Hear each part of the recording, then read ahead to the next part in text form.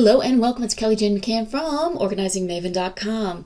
So over the past few days, I have had some conversations with people about how challenging it is to get started on a new goal or launch a big project, even when it's something that we really want to do. And the biggest hurdle is lack of time. So often we put off starting something until we feel like we have enough time. And the reality is that more time is never going to magically show up. I mean, let's be honest. Have you ever felt like you really had enough time? I know that I haven't. And that's why I know that if I want to be successful, I cannot allow lack of time to be an excuse. It's a really convenient excuse, and it sounds really reasonable, but the truth is it's really lame, because time is the one arena that has a level playing field for all of us. We all get the same 24 hours a day. What separates the achievers from the non-starters is the way they leverage time. They make the most of every minute. And you can trust me on this. I have been in both camps. I was a non-starter for far too long.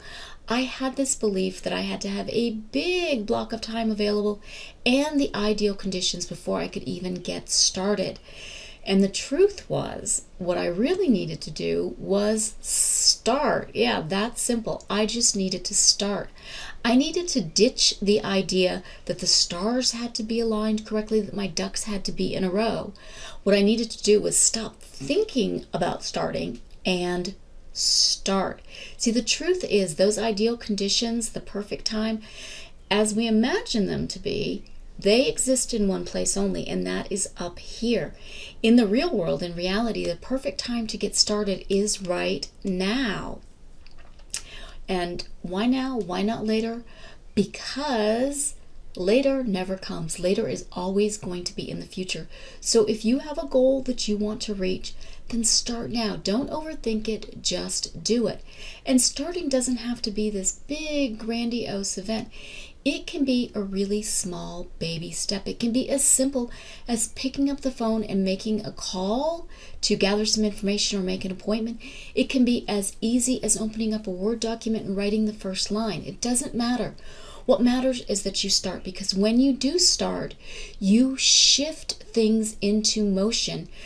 By starting, you've overcome the resistance and you've created momentum. You've done the hardest thing.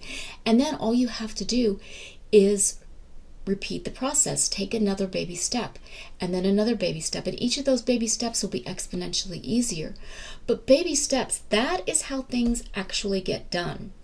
We work with what we have. We take action when we can.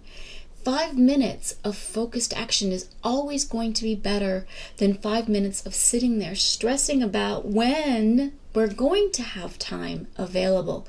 So I beg of you, stop waiting for things to work for you and start making things work for you. Do what you have, or do what you can with what you have. I mean, that's the whole idea here. So if you need a little more food for thought, ponder this idea. What will you regret more? Will you regret starting, or will you regret waiting? Now, if you are ready to start and you'd like a little bit of support, then I would love for you to come on over to Facebook and join our group. We have a private group where we offer loads of support. You can ask questions. You can get accountability. It's called Clear Your Clutter, Find Your Happy. You can search for it on Facebook, or you can just, grab the link below. We would love to welcome you in.